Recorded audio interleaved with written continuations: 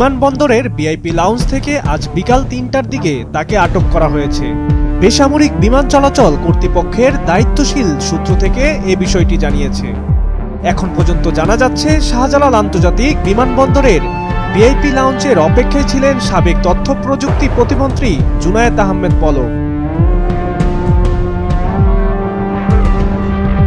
এর আগে গতকাল এই এমপির বাসায় ভাঙচুর করেছে বিক্ষুব্ধ জনতা। এ সময় বাড়িতে থাকা জিনিসপত্র জনতা নিয়ে গেছে বলে খবর পাওয়া গেছে।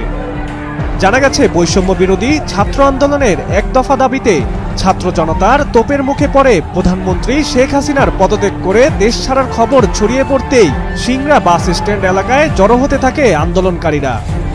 বেলা 5:45টার কিছু পরে সেখান থেকে বিক্ষুব্ধ জনতা জুনায়েদ আহমেদ পলকের বাসভবনের দিকে এগিয়ে যায় এবং ভাঙচুর চালিয়ে মালামাল লুট করে নিয়ে যায়।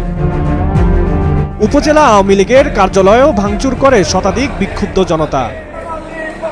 এছাড়াও সিংড়া পৌর মেয়র ও উপজেলা আওয়ামী লীগের সাধারণ সম্পাদকের বাড়ি ও কার্যালয়ে ভাঙচুর করার খবর পাওয়া যায়। শহরে পলকের ছবি সম্বলিত সাইনবোর্ডও ভাঙচুর করে শত শত বিক্ষুব্ধ জনতা। এর আগে বর্তমান চলমান কোটা সংস্কার আন্দোলন ঘিরে তার জন্য করজোড়ে তরুণ প্রজন্মের কাছে ক্ষমা প্রার্থনা করেছেন। নিজ বাসভবনে জাতীয় শোক দিবস উপলক্ষে এক আলোচনা সভায় এ কথা বলেন তিনি। আমার তরুণ প্রজন্মের কাছে যদি আমার কোনো ভুল ত্রুটি হয়ে থাকে, আমি করজোড়ে প্রকাশ্যে আমি ক্ষমা প্রার্থনা করছি। এছাড়াও কোটা সংস্কার আন্দোলন ঘিরে সারা দেশে ইন্টারনেট ব্ল্যাকআউটের বিষয়ে সাবেক ডাক, টেলিযোগাযোগ ও তথ্য প্রযুক্তি প্রতিমন্ত্রী জুনায়েদ আহমেদ পলক ঘোষণা দিয়েছিলেন, নাশকতার কারণে মহাখালীর ডেটা সেন্টার খাজা টাওয়ারে সন্ত্রাসীরা আগুন দিয়েছে, যে কারণে ইন্টারনেট পরিষেবা বন্ধ হয়ে গেছে।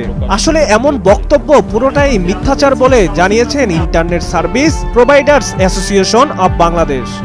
সংস্থাটি বলছে, পলকের মৌখিক নির্দেশ আর সরকার দলীয় লোকজনের হামলার কারণে বন্ধ করতে হয়েছে ইন্টারনেট।